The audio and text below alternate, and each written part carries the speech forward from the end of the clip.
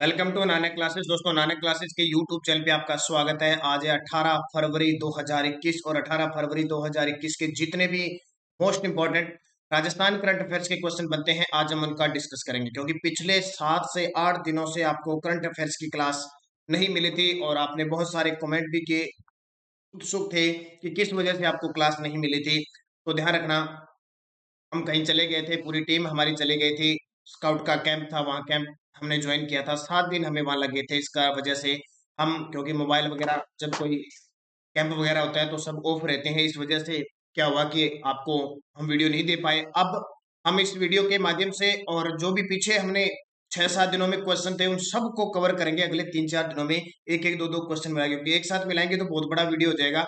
तो एक एक दो दो क्वेश्चन मिला के अगले 3-4 दिनों में पीछे का जो भी मैटर है हम क्लियर करेंगे। तो शुरुआत करते हैं आज के इस करंट अफेयर्स की क्लास।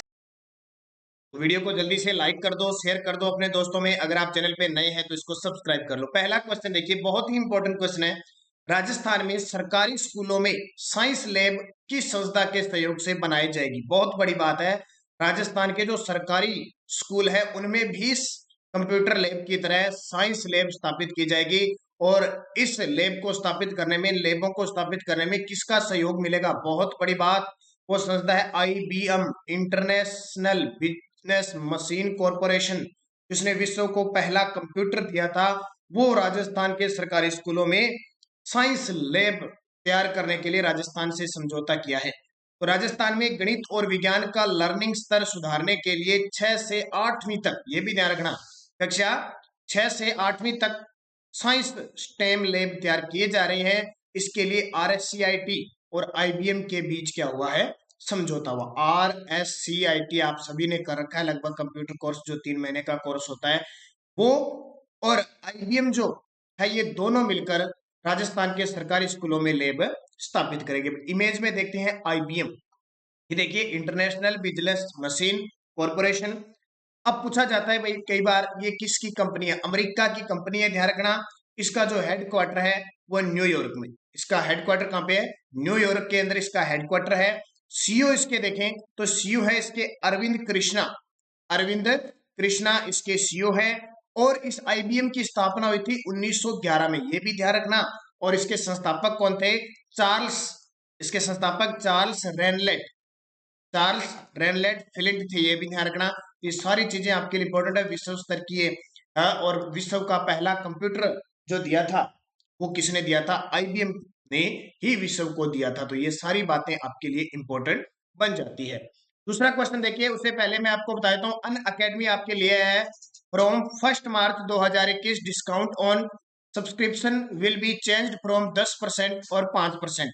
एक मंथ का, जैसे जहां आप कोर्स 1400 रुपए में खरीदते हो वहां आपको 1260 में, और 5% में 1330, यानी खूब ऑफर आपके लिए लाया है।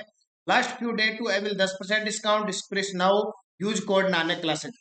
जैसे ही आप अन अकेडमी ऐप डाउनलोड करोगे, आप कोई भी कोर्स है, राजस्थान SI है, रीट है, कोई भी कोर्स लोगे, UPSC RPSC, जैसे ही आप कोर्स पे जाओगे तो आपसे ये कोड मांगेगा, जैसे ये यूज कोड।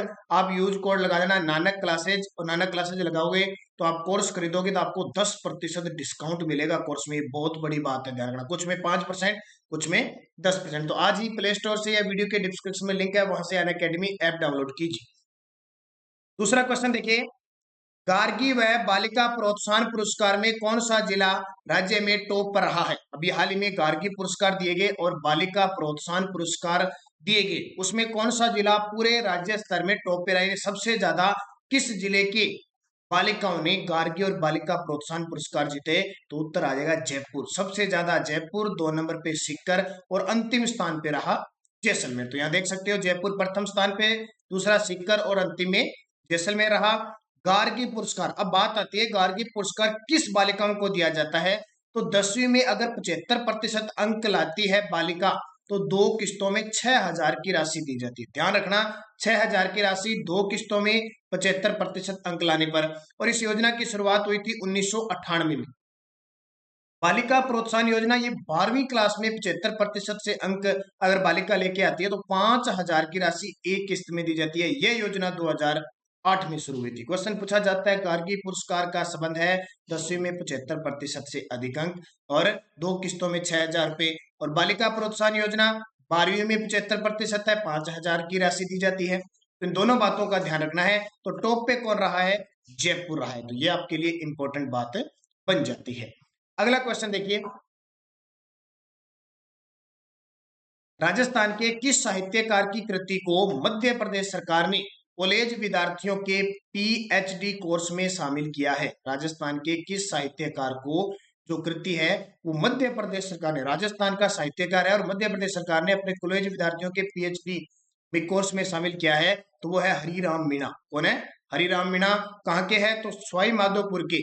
कहाँ के? सवाई माधोपुर के हरिराम मीणा का उपन्यास है डांग को मध्य प्रदेश सरकार ने कॉलेज विद्यार्थियों के पीएचडी कोर्स में शामिल किया है। अमरकंटक के इंदिरा गांधी राष्ट्रीय, अमरकंटक कहाँ पे है? मध्य प्रदेश में। वहां जनजातीय विश्वविद्यालय कौन सा है? इंदिरा गांधी राष्ट्रीय जनजातीय विश्वविद्यालय में शामिल किया है। हरिराम मीणा का एक तो उपन्यास डांग हो गया, अन्य उपन्यास है धूनी तपे तीर, ये भी ध्यान रखना। और राजस्थान में डांग क्षेत्र कौन सा आता है? सवाईमाधोपुर, करौली और धौलपुर आता है। जैसे कि आपको बताए, जो चंबल नदी है, चंबल नदी का जो बहाव क्षेत्र है, सवाईमाधोपुर है, करौली है, धौलपुर, ये डांग क्षेत्र के अंदर यानी भीड़ क्षेत्र के अंदर आता है। और डांग की रानी किसको कहा जाता है? करौली को डांग की रानी कहा जाता है। तो हमारे राजस्थान के साहित्यकार हरिराम मीणा, जिनका उपन्यास है डांग, को मध्य प्रदेश सरकार ने कॉलेज विद्यार्थियों के पीएचडी कोर्स में शामिल किए। बहुत बड़ी बात है। किस जिले के हैं? सवाई माधोपुर। सवाई माधोपुर में एक दुर्ग है रणथंभौर, जो हमीर की आन बान शान के लिए प्रसिद्ध है। ये भी ध्यान रखना। इमेज में देख सकते हैं आप, ये है मध्य प्रदेश, राज्य भारत का मध्यवर्ती राज्य, और राजस्थान से भी इसकी सीमा लगती है कितनी? 1600 किलोमीटर। सबसे ज्यादा अंतर्राज्यीय सीमा बनाता है हमारे राजस्थान के साथ। और इस मध्य प्रदेश की खासियत, इसकी राजधानी है भोपाल। राजधानी भोपाल। वर्तमान सीएम है शिवराज सिंह चौहान और वर्तमान राज्यपाल है आनंदीबेन पटेल। और राजस्थान में सर्वाधिक जनजातियां पूछे तो मध्य प्रदेश में है, सर्वाधिक वन पूछे तो भी कहां पे है? मध्य प्रदेश में। तो ये बात आपके लिए इंपॉर्टेंट बन जाती है। अगला क्वेश्चन देखिए, गुलमर्ग में, गुलमर्ग कहां पे है? जम्मू कश्मीर में आयोजित 7वीं राष्ट्रीय आइस स्टोक स्पोर्ट्स चैंपियनशिप प्रतियोगिता किस राज्य ने जीती है? किस राज्य ने जीती है? तो हमारे राजस्थान राज्य ने जीती है। कहां पे? जम्मू कश्मीर के गुलमर्ग में आयोजित 7वीं राष्ट्रीय ice stock sports championship. Ice मतलब बर्फ पे खेली जाती है, राजस्थान ने जीत लिया। अब यहाँ पे इमेज में आप देखिए, ये देखिए गुलमर्ग का नजारा। गुलमर्ग है, बर्फ बर्फ ही बर्फ है, जम्मू कश्मीर के अंदर है ये क्षेत्र है, और यहाँ पे ये चैंपियनशिप हुई थी। अगला क्वेश्चन है, राज्य में बसंत पंचमी उत्सव कब बनाया गया? ये तो बहुत ही आसान से, हालांकि पिछले 6-7 दिनों से आपको क्लास नहीं मिल पाई थी और इस वजह से बहुत सारे विद्यार्थी परेशान भी थे। तो अब आपको कंटिन्यू सुबह 7 बजे क्लास मिलेगी, ये क्लियर है। ध्यान रखना, लगातार वीडियो को शेयर किया करो, लाइक किया करो, ज्यादा से ज्यादा सपोर्ट किया करो, ताकि अच्छे से अच्छे आपको क्वेश्चन मिले। तो राज्य में बसंत पंचमी उत्सव कब बनाया गया? माघ शुक्ल पंचमी। देखो कृष्ण और शुक्ल दोनों ही होती है, तो आपको माघ शुक्ल पंचमी याद रखनी है। बसंत पंचमी, माघ शुक्ल पंचमी। तो सुबह सुबह आपको सरस्वती माता के दर्शन करवा दिए जाते हैं। बहुत इंपॉर्टेंट बात ये देखिए, सरस्वती माँ वीणा बजाते हुए दिखाई दे, विद्या की देवी, बुद्धि को बढ़ाने वाली, आप सभी को सद्बुद्धि दे, आप अच्छे तरीके से अध्ययन करें। जो भी आप अध्ययन करें, आपके दिमाग में वो सारी बातें आए और आप जो लक्ष्य लेकर चले हैं उस पे आप अडिग रहें, कामयाब हो, ऐसी मेरी कामना है। सरस्वती माता से मैं यही वंदना करता हूँ आज सुबह सुबह कि जितने भी विद्यार्थी हैं अच्छे तरीके से वीडियो को देख रहे हैं, उनकी मनोकामना पूरी करें। अगला क्वेश्चन देखिए, हाल ही में राज्य सरकार के द्वारा मनरेगा में कौन सी जनजातियों को 200 दिवस का रोजगार उपलब्ध करवाया जाएगा? देखो, राज्य सरकार के द्वारा मनरेगा में कौन सी जनजातियां हैं जिन्हें 200 दिन का रोजगार उपलब्ध करवाया जाएगा? तो वो है सहरिया, कथोड़ी और खेरवा। 3 है, सहरिया, कथोड़ी और खेरवा। अब ध्यान रखना कि मनरेगा के तहत केंद्र सरकार की जो योजना है वो तो 100 दिन की है, लेकिन राज्यों को ये छूट दी गई है, राज्यों को छूट दी गई है कि वो अपने कार्य दिवस कितने भी कर सकते हैं। जैसे आपको पता होगा राजस्थान में 150 दिन है। कितने हैं? राजस्थान में 150 दिन है। और अब राजस्थान में क्या, कुछ जनजातियां हैं, उनको 200 दिन का दिवस उपलब्ध करवाएगी। वैसे केंद्र सरकार की कितनी है? 100 दिन है, और राज्य अपने हिसाब से कितने भी दिन कर सकती है। तो सहरिया, कथोड़िया, कथोड़ी और खेरवा 3 है। देखो, राजस्थान सरकार द्वारा सहरिया, सहरिया सबसे ज्यादा कहाँ है? 12 के अंदर है, ध्यान रखना। कथोड़ी सबसे ज्यादा कहाँ है? उदयपुर के अंदर है। और खेरवा सबसे ज्यादा 12 के अंदर है। इनको 100 दिन का रोजगार उपलब्ध करवाया जाएगा। और आपको पता होना चाहिए हमारे राजस्थान में सबसे पहले जो मनरेगा की शुरुआत हुई थी वो कहाँ से हुई थी, तो आपका दिमाग में आना चाहिए उदयपुर से इसकी शुरुआत हुई थी। कहाँ से? उदयपुर से। अगला देखिए, हाल ही में राजस्थान के किस साहित्यकार को परमवीर सर्जन सम्मान से सम्मानित किया गया? राजस्थान के किस साहित्यकार को परमवीर चक्र नहीं है, ये परमवीर सर्जन सम्मान यानी साहित्य के क्षेत्र में ये पुरस्कार दिया गया? तो डॉक्टर अनिता जैन विपुला को। किसको? डॉक्टर अनिता जैन विपुला को। तो भारत के 21 परमवीर चक्र विजेताओं की सर्वोच्च वीरता का अंतरराष्ट्रीय काव्य ग्रंथ भारत के 21 परमवीर का लोकार्पण नई दिल्ली में हुआ। ठीक है, किस नाम से काव्य ग्रंथ? भारत के 21 परमवीर। इस काव्य ग्रंथ में राजस्थान के युवा रचनाकार उदयपुर की डॉक्टर अनीता जैन विपुला की कविता को शामिल किया गया।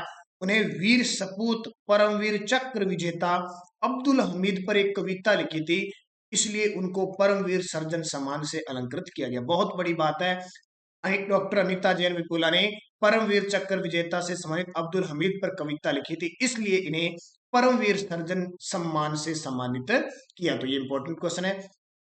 अगला देखिए, गुजरात के सर्वोच्च साहित्यिक पुरस्कार कवि काग पुरस्कार के लिए राजस्थान के किस साहित्यकार का चयन हुआ है? गुजरात का सर्वोच्च साहित्यिक पुरस्कार है कौन सा? कवि काग पुरस्कार। और ये किसे मिला है? ये राजस्थान के साहित्यकार हैं नाहर सिंह जसोल। किसे? नाहर सिंह जसोल को ये अवार्ड दिया गया है। यहाँ देख सकते हो बाड़मेर जिले के मारवाड़ रत्न से सम्मानित हो चुके हैं साहित्यकार नाहर सिंह जसोल को दिया जाएगा। तो ये बहुत अच्छी बात है, याद रखना, नाहर सिंह जसोल कवि काग पुरस्कार जो गुजरात का सर्वोच्च सम्मान है। यहाँ इमेज में आप देख सकते हो ये है नाहर सिंह जी। कौन है? नाहर सिंह जी जसोल है, इन्हें ये अवार्ड दिया जाएगा। अगला क्वेश्चन देखिए, केंद्र सरकार ने राजस्थान के कितने जिलों को पिछड़े जिलों की सूची में शामिल किया है? अभी हाल ही में केंद्र सरकार ने राजस्थान के यानी भारत के पूरे 115 जिलों में से राजस्थान के 6 जिलों को शामिल किया है। और वो 6 जिले कौन से? करौली, बारां, जैसलमेर, धौलपुर, सिरोही जिले शामिल हुए हैं। शिक्षा के क्षेत्र में, स्वास्थ्य के क्षेत्र में, आर्थिक विकास की दृष्टि में, सब के आंकड़ों के हिसाब से ये 6 जिले हैं जिन्हें पिछड़े जिलों की सूची में शामिल किया गया। टोटल 115 भारत के पूरे 115 जिलों में से राजस्थान के 6 जिले हैं, करौली, बारां, जैसलमेर, धौलपुर और सिरोही। तो 6 याद रखना आपके लिए इंपॉर्टेंट है। अब यहाँ पे मैं आपको बता देता हूँ, देखो वन रक्षक परीक्षा 2021 मॉडल पेपर चल रहे हैं लगातार, पिछले 5-7 दिनों में नहीं मिले, अब आपको जल्द ही वापस मिलने शुरू हो जाएंगे।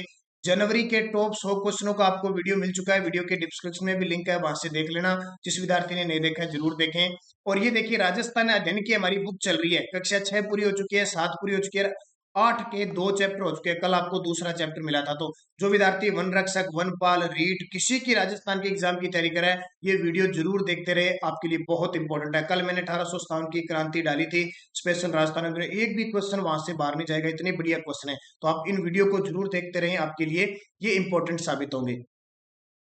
भारतीय रिजर्व बैंक ने राजस्थान के किस शहर में स्वचालित बैंक नोट प्रेस संस्करण केंद्र स्थापित करने की घोषणा की है? तो जयपुर के अंदर। करेंसी नोटों के बढ़ते प्रसार के बीच रिजर्व बैंक ने जयपुर में स्वचालित बैंक नोट प्रसंस्करण केंद्र स्थापित करने का फैसला लिया। आरबीआई की बात आती है तो आरबीआई का मुख्यालय मुंबई में है, स्थापना इसकी 1 अप्रैल 1935 को हुई थी और इसका राष्ट्रीयकरण हुआ था 1 जनवरी 1949 को। ये सारे बैंकों का बैंक है, सबसे बड़ा बैंक है, जितनी भी मौद्रिक नीति लागू करता है आरबीआई करता है। और वर्तमान में इसमें 25वें गवर्नर है। अब वो कमेंट करके मुझे बताओगे कि वर्तमान में 25वें गवर्नर कौन से हैं। मैंने बहुत बार आपको क्वेश्चन बता दिया, वर्तमान में आरबीआई के गवर्नर कौन है, इसका जवाब आपको कमेंट बॉक्स में देना है। अब क्वेश्चन फॉर यू, अब आपके लिए मैं क्वेश्चन पूछता हूं, क्योंकि पीछे 5-7 दिनों में कौन से क्वेश्चन थे हम बोल चुके हैं। दोबारा देखते हैं, राजस्थान में वर्तमान में कौन सी विधानसभा चल रही है, इसका जवाब आपको कमेंट बॉक्स में देना है। 14वीं, 15वीं, 16वीं और 17वीं। और देश में कौन सी लोकसभा चल रही है, इसका जवाब भी आपको कमेंट में देना है। जोधपुर पुरातात्विक स्थल है वो कहां पर स्थित है? जोधपुर में, जयपुर में, उदयपुर में, झुंझुनू में? सही जवाब आपको कमेंट बॉक्स में देना है। दोनों क्वेश्चन है। और जो हम यस्टरडे डोज वगैरह देते थे वो भी हम कल से स्टार्ट कर देंगे, आज यही क्वेश्चन है। आप वीडियो को लाइक करना, शेयर करना, सब्सक्राइब करना जरूर। और पीडीएफ इसकी आपको प्राप्त होती है टेलीग्राम पर नानक क्लासेस स्टडी अड्डा ग्रुप में। नानक क्लासेस स्टडी अड्डा ग्रुप में हर रोज इसकी शाम को पीडीएफ आपको प्राप्त हो जाती है। तब तक आप पूरा वीडियो देखा करो अच्छे तरीके से और इनके नोट्स बनाया करो, क्योंकि बहुत इंपॉर्टेंट क्वेश्चन है। और हर जब भी कोई जिले की बात आएगी हम उसकी चर्चा भी करेंगे, क्योंकि आज थोड़ा लंबा वीडियो था इसलिए मैंने कोई जिले की बात नहीं की, तो उसकी जरूर चर्चा करेंगे। धन्यवाद। जय हिंद, जय भारत।